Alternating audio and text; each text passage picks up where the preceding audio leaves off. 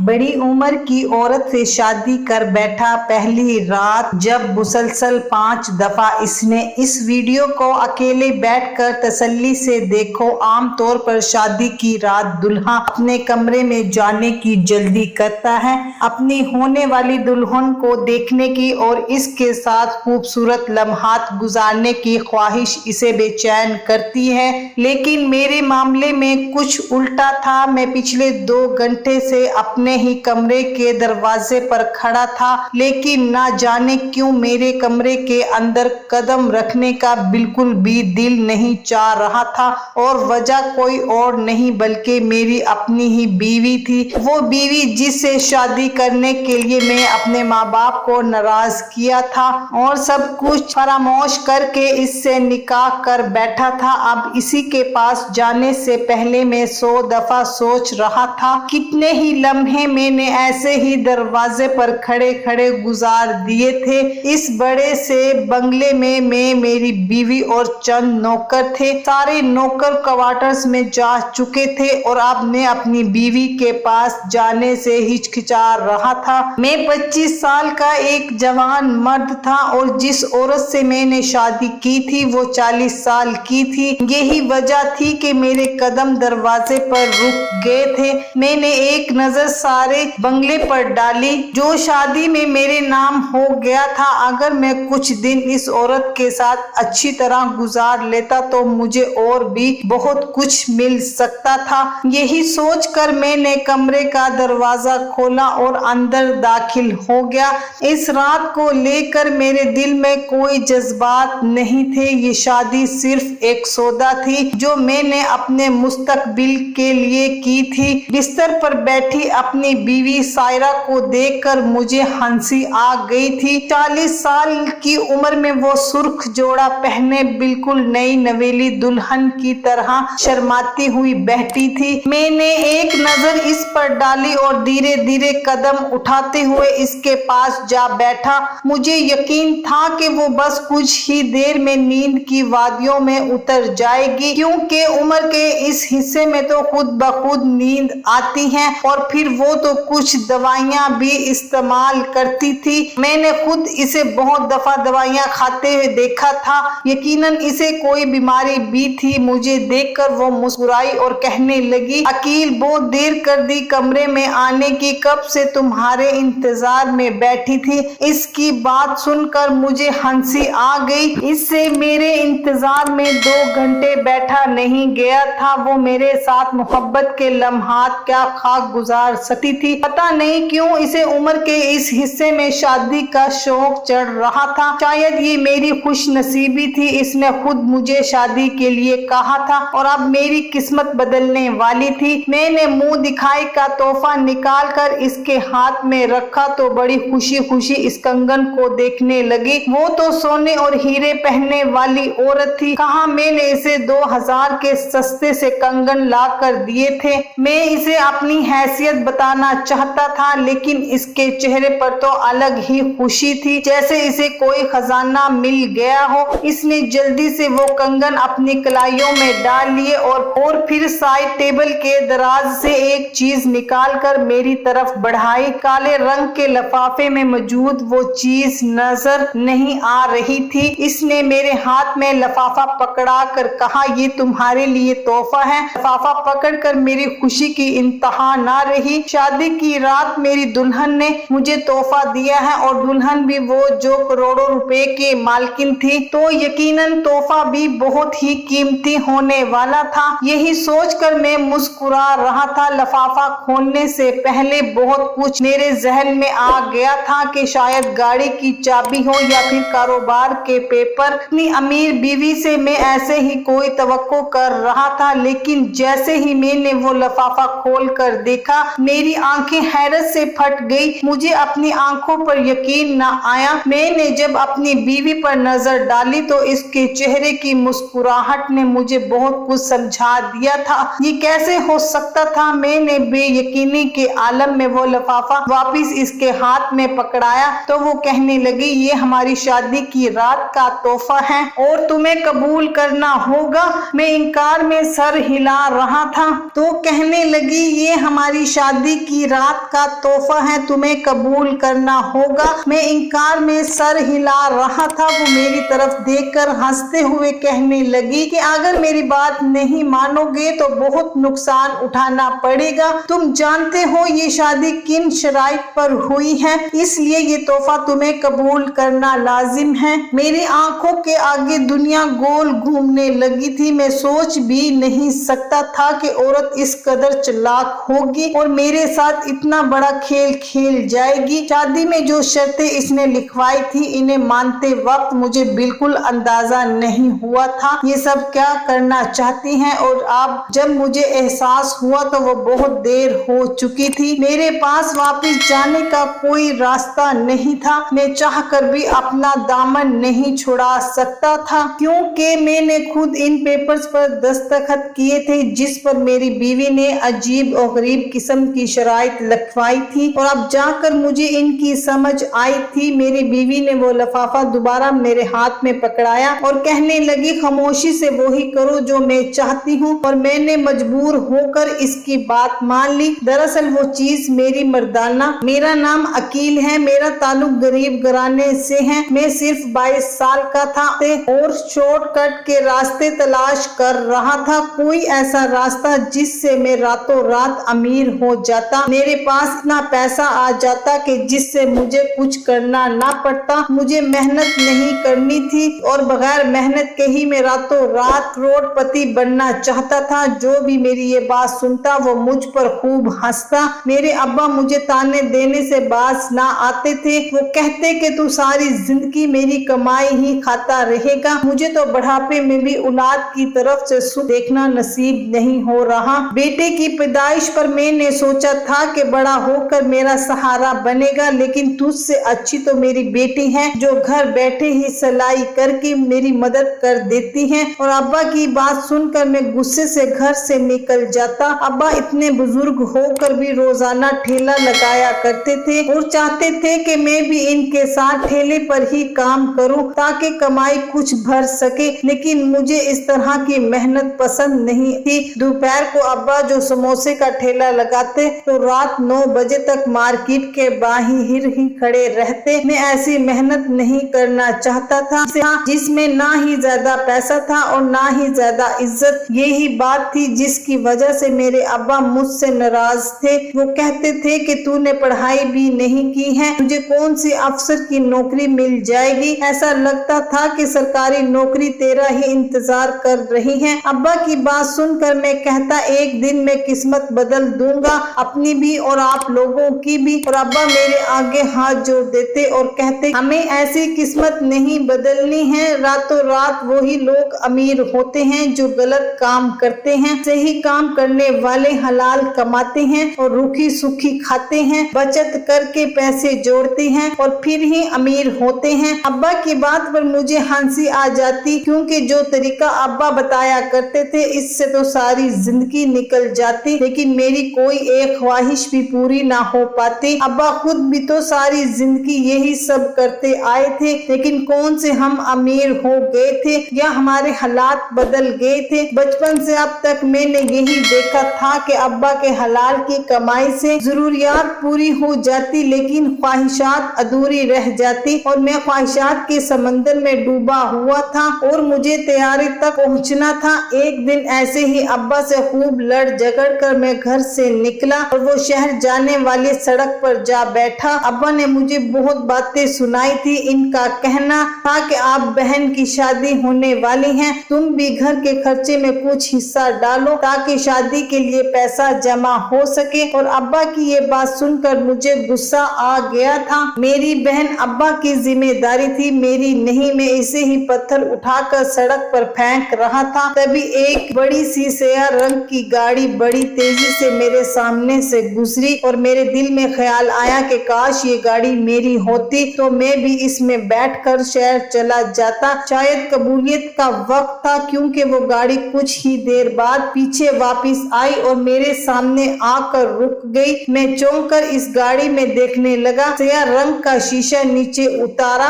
और एक औरत ने अंदर से झांक कर मुझे देखा और इशारे से अपने पास बुलाया। मैं बिना कुछ सोचे समझे इसके पास गया तो कहने लगी, लगता है शहर जाने के लिए बैठे हो, अगर बस नहीं आ रही है तो मेरे साथ चलो, मैं पहुंचा देती हूँ। मैं वाकई ही शहर जाना चाहता था, लेकिन ना ही शहर जाने के लिए मेरे पास पैसे थे और ना ही ये मालूम था कि वहां जाकर क्या करूंगा। बस मैं रातों रात अपनी किस्मत बदलना चाहता था। मुझे सोच में पड़ा देखकर वो कहने लगी, बैठ जाओ, और इसने दरवाजा खोल दिया। मैं खामोशी से इसके साथ वाली सीट पर बैठ गया। फ्रंट सीट पर ड्राइवर वर्दी पहने बैठा हुआ था। इसकी नजरें सड़क पर थी। इस औरत के कहने पर ड्राइवर ने गाड़ी चलाना शुरू कर दी थी और हमारी मंजिल शहर की जानिब थी। कि तुम शहर में कोई काम करते हो? मैंने इनकार में सर हिलाया तो वो पूछने लगी कि फिर शहर क्यों जा रहे हो? मैंने इसे बता दिया कि मैं अपनी किस्मत बदलना चाहता हूँ और किस्मत आजमाने के लिए ही शहर जा रहा हूँ।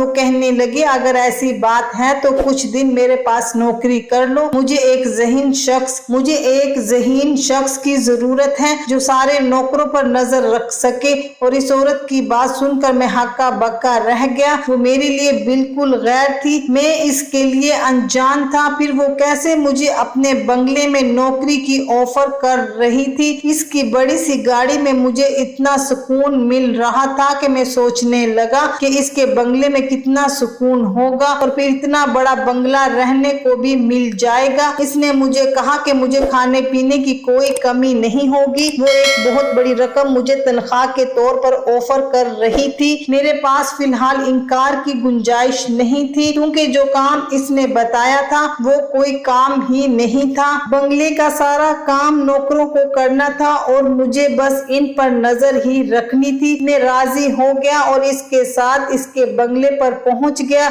आलीशान बंगला देखकर हैरान रह गया। वो इस बंगले में अकेली रहती थी। इसने बताया था कि सालों पहले इसके शोहर का इंतकाल हो गया था, बच्चे भी नहीं थे, इसलिए वो तन्हा थी। इसका इम्पोर्ट एक्सपोर्ट का कारोबार था तो खुद अपने कारोबार की निगरानी करती थी। सारी रात कारोबार के कामों से बाहर रहती और सारा दिन सोती रहती थी, इसलिए घर नौकरों के हवाले था और इसे नौकरों को देखने के लिए किसी जिम्मेदार शख्स की जरूरत थी। मैंने इसके बंगले पर नौकरी शुरू कर दी। मैं बड़ा खुश था। यहाँ मुझे जिंदगी की हर आसाइश हासिल थी। गाड़ी की चाबी तक मिल गई थी। मैं जहाँ जाना चाहता था मालकिन की गाड़ी में जा सकता था, क्योंकि सारा दिन वो सोती रहती थी।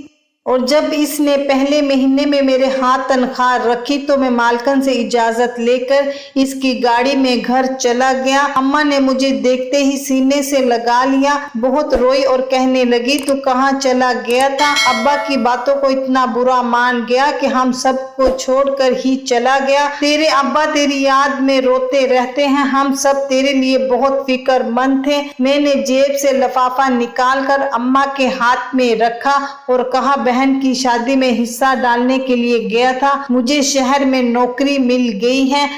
ये मेरी पहली तनख्वाह है और मैं नौकरी की तरफ से मिली गाड़ी में ही आया हूँ। मैंने अम्मा को बाहर खड़ी गाड़ी दिखाई तो अम्मा की आंखें हैरत से फैल गई और फिर उन्होंने खुशी में मेरी बलाएं ली और कहने लगी, मुझे मालूम था कि मेरा बच्चा एक दिन कामयाब होगा। अलबत्ता जब अब्बा दोपहर के खाने के लिए घर लौटे तो मुझे देखकर खुश हुए, लेकिन साथ ही मेरी गाड़ी और कमाई ने इन्हें हैरत में मुब्तला कर दिया। खुश होने के बजाय इनके चेहरे पर फिक्र के आसार नजर आए और वो कहने लगे, बेटा तुझे कौन सी ऐसी नौकरी मिल गई है जिसमें इतनी ज्यादा तनख्वाह है, तो पढ़ा लिखा भी नहीं है। मैंने अब्बा को सारी बात बताई और अब्बा ने इनकार में सर हिलाया और कहने लगे, बात समझ से बाहर है, शहर के लोग बहुत तेज होते हैं, ऐसी ही मुफ्त में नौकरियां नहीं बांटते। और फिर इतनी ज्यादा तनख्वाह भी मुझे लगा था कि अब्बा मेरी तरक्की देखकर खुश होंगे, लेकिन अब्बा इस वक्त भी मेरे ही खिलाफ थे।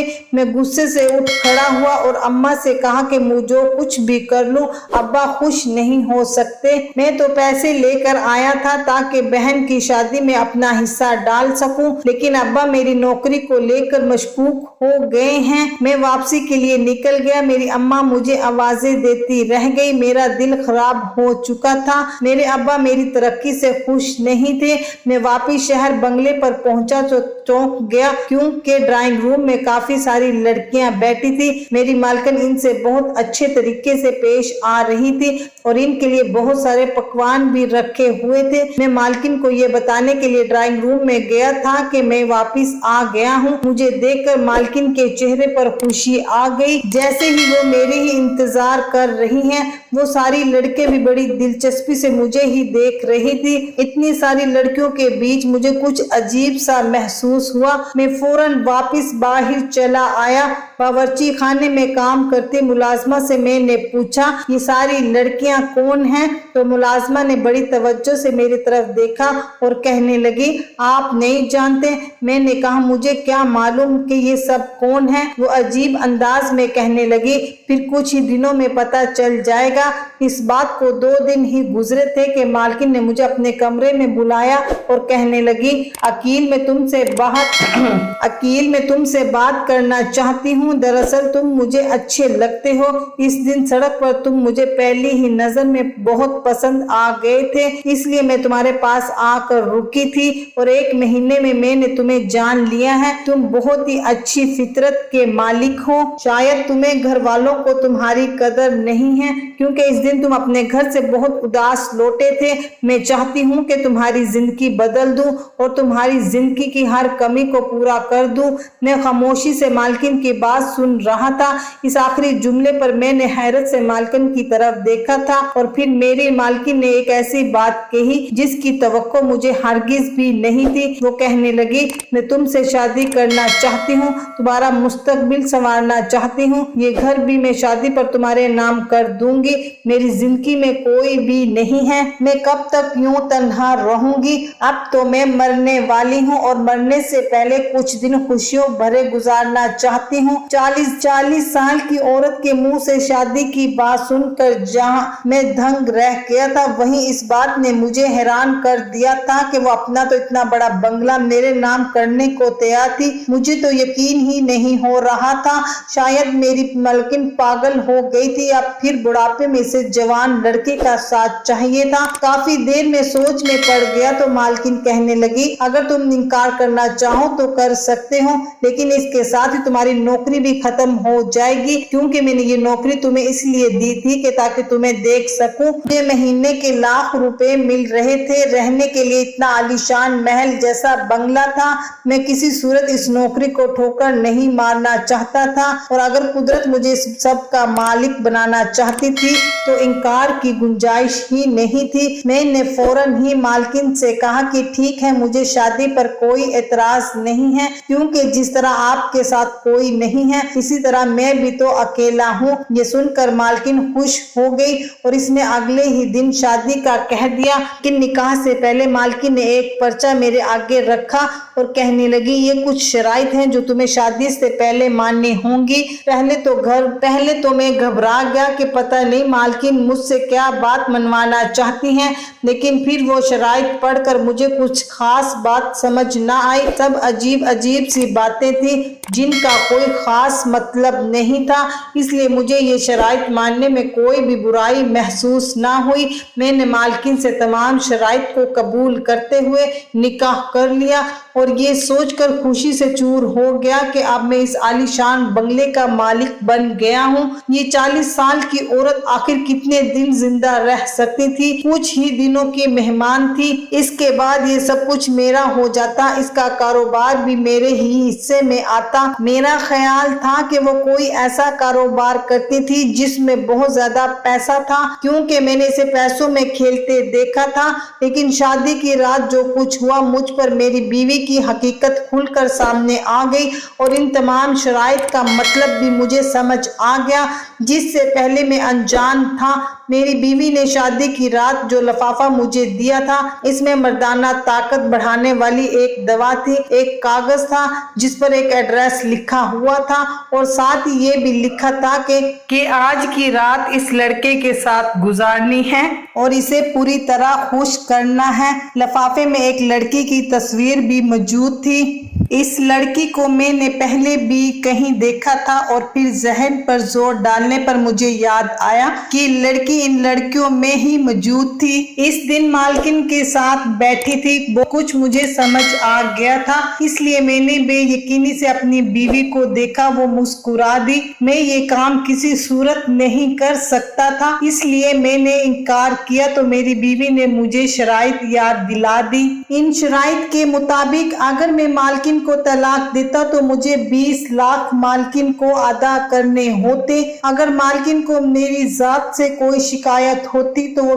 वो मेरी पुलिस को शिकायत करवा सकती थी और मुझसे हर जाना भी वसूल कर सकती थी। अगर मैं मालकिन की कोई बात मानने से इनकार करता तो वो ये घर वापस अपने नाम ट्रांसफर करवा सकती थी। उन्होंने घर मेरे नाम नहीं किया था। मेरी मालकिन ने मुझे मजबूर किया कि अगर मैं इस लड़की के पास ना गया तो इसे खुश ना किया तो वो मुझ पर इल्जाम लगा देगी कि मैंने इन्हें मारने की कोशिश की है और मुझे जेल भिजवा देगी। मैं इन सारी आसाइशों से तो जाऊंगा ही, बल्कि जेल की सलाखों के पीछे अपनी सारी जिंदगी गुजारूंगा। मैं इतनी बुरी तरह फंसा था कि मेरे पास कोई रास्ता नहीं बचा था। मुझे मजबूरन वो दवा खानी पड़ी जिसके खाने से शायद मेरे जिस्म को बहुत नुकसान पहुंचता। मालकिन का ड्राइवर खुद मुझे इसके घर ले गया था। यहाँ मालकिन मौजूद थी। ना चाहते हुए भी सारी रात मैंने इस लड़की के साथ गुजारी थी, क्योंकि मेरी बीवी ने मेरा सौदा किया था और यही इसका कारोबार था। मालकिन खूबसूरत और जवान लड़कों को इसी तरह अपने जाल में फंसाती थी और फिर अमीर जादियों के शौक पूरे करने के लिए अनजान लड़कों का सौदा कर देती थी। इसके अलावा मालकिन का कोई कारोबार नहीं था। हर रात बड़े बड़े अमीर लोगों की पार्टियों में जाती और वहां लड़कियों की ख्वाहिश के मुताबिक सौदे तय करती। औरतों की जिस्म फरोशी के बारे तो मैंने बहुत सालों से सुन रखा था, लेकिन मुझे ये नहीं मालूम था कि आज के दौर में आदमियों की जिस्म फरोशी भी होती है। और मैं एक ऐसी गनौनी औरत के जाल में फंस चुका था जो अब मुझे इस कारोबार में मोहरे के तौर पर इस्तेमाल कर रही है। अब मुझे समझ आया था कि इतनी मामूली सी नौकरी के मुझे इतने पैसे क्यों दिए गए थे। इसने पहले मुझे अच्छी तरह अपनी जाल में फंसाया था और फिर अब मुझसे फायदा उठा रही थी। मैंने ये सोचकर इससे शादी की थी कि इसके आगे पीछे कोई नहीं है, जल्दी ही वो मर जाएगी और सब कुछ मुझे मिल जाएगा। लेकिन ये महज मेरी खाम ख्याली साबित हुई थी, क्योंकि वो 40 साल की औरत इतनी बूढ़ी भी नहीं थी जो अपने काले कामों की वजह से अपनी उम्र से कहीं ज्यादा बूढ़ी लगती थी। इसकी जिल्द ढल चुकी थी। मेरे हाथ कुछ भी नहीं आया था, क्योंकि मेरा सौदा करके वो सारे पैसे खुद रखती थी। महीने के लाख रुपए तनख्वाह की तरह मेरे हाथ में थमा देती थी। ये बात इस घर में काम करने वाले हर नौकर जानता था, क्योंकि आए दिन मालकिन मुझ जैसी लड़कों को यहाँ लाती थी और इनसे निकाह करती थी। 2 महीने तक मैं हर रात इसी तरह इस्तेमाल होता रहा। मेरी सारी ताकत खत्म हो गई। मेरा जिस्म कमजोरी से दर्द करने लगा। मैं मालकिन से इस बात का इजहार करता तो मुझे मजीद दवाइयाँ खाने के लिए दे देती। मैं इस जिंदगी से तंग आ चुका था। मेरे दिन रात गुनाह में गुजर रहे थे और ये एहसास मुझे मार रहा था। मैं शॉर्टकट से पैसे जरूर कमाना चाहता था, लेकिन इस तरह गुनाह के दलदल में नहीं उतरना चाहता था। एक दिन मुझे मौका मिला और मैं खामोशी से मालकिन को बताए बगैर वापस अपने घर पहुंच गया। मालकिन ने मेरा घर नहीं देखा था। वो मुझे सड़क से लेकर गई थी, इसलिए मुझे यकीन था कि वो मेरे छोटे से इलाके के कच्चे से मकान तक नहीं पहुंच पाएगी। मैंने अपने माँ बाप को सारा सच बता दिया।